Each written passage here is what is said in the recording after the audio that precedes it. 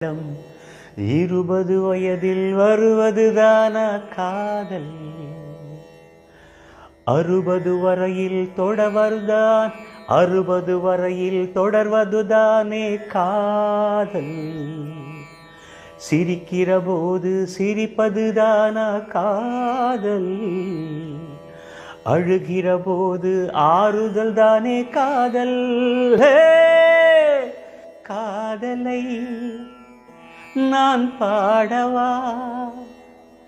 பூவிலே தேன் தேடவா? காதலை நான் பாடவா? பூவிலே தேன் தேடவா?